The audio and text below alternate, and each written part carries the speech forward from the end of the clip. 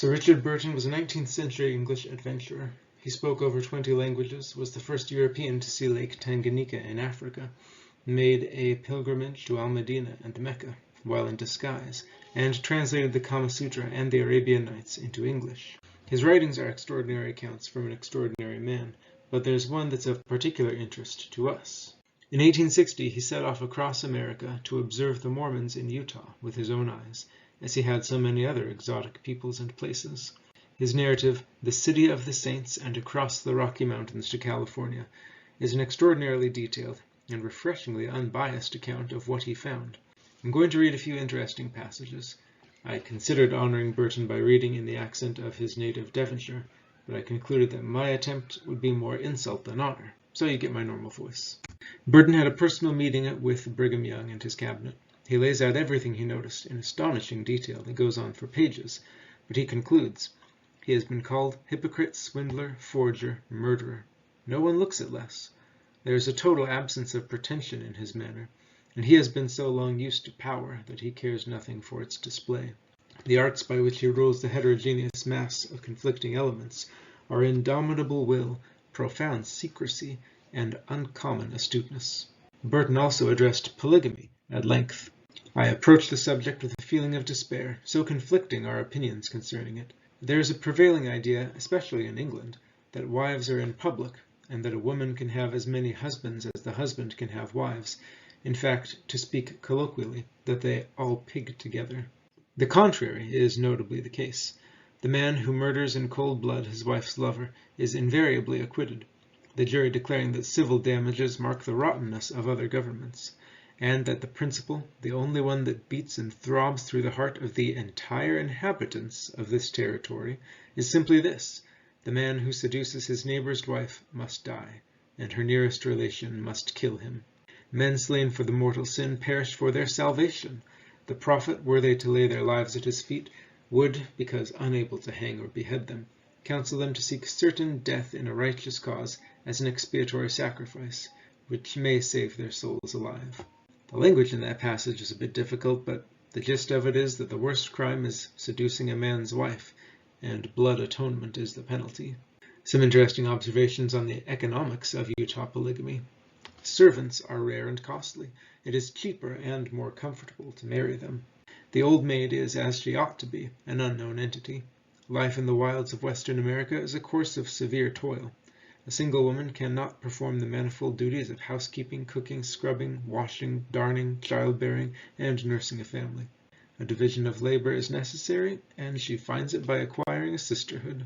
What effect does polygamy have on love and family life? The choice egoism of the heart called love, that is to say, the propensity elevated by sentiment and not undirected by reason, subsides into a calm and unimpassioned domestic attachment.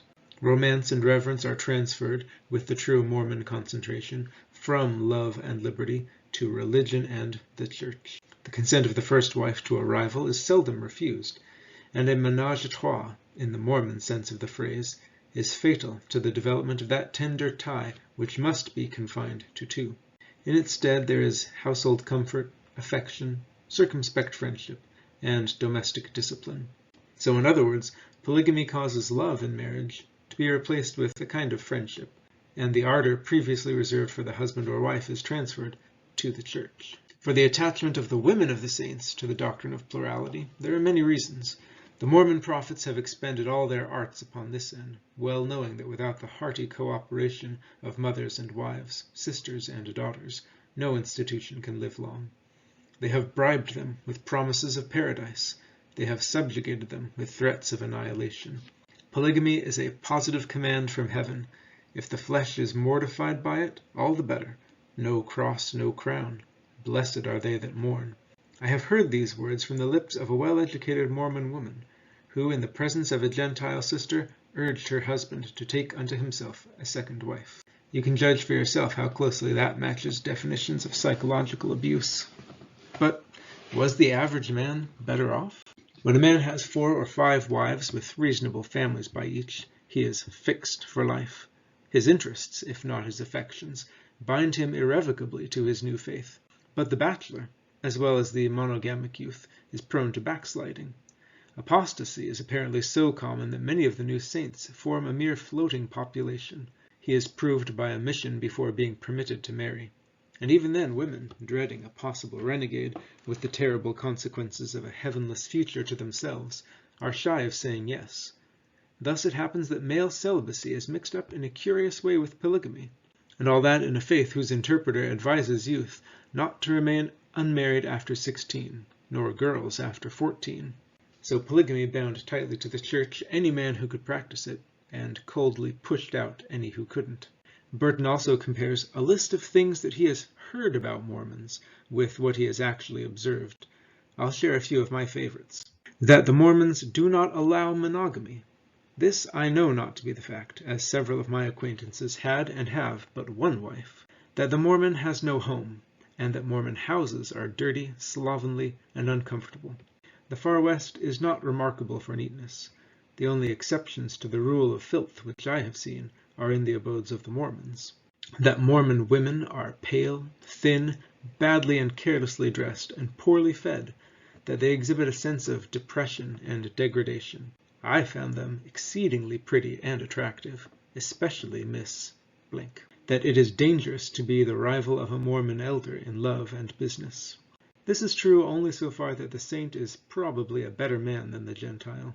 Burton concludes the list with some extremely astute observations on Mormon history. I had proposed to write a chapter similar to this upon the Mormon annals. After sundry attempts, the idea was abandoned in despair.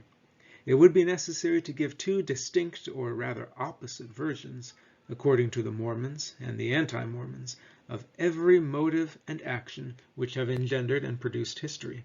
Such a style would not be lively.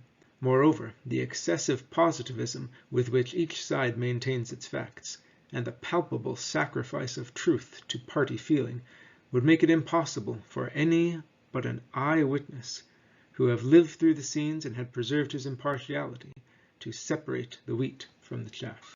And lastly, what of Joseph Smith? After talking with people who knew him, and reading everything he could about him, including the Book of Mormon from cover to cover, Burton concludes, "In the estimation of unprejudiced persons, Mr. Joseph Smith is a man of rude genius, of high courage, of invincible perseverance, fired by zeal, of great tact, of religious fervor, of extraordinary firmness, and of remarkable talent in governing men.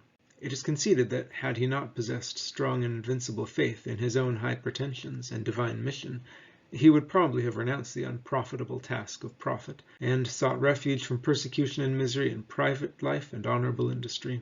Be that as it may, he has certainly taken a place among the notabilities of the world. He has left a footprint upon the sands of time."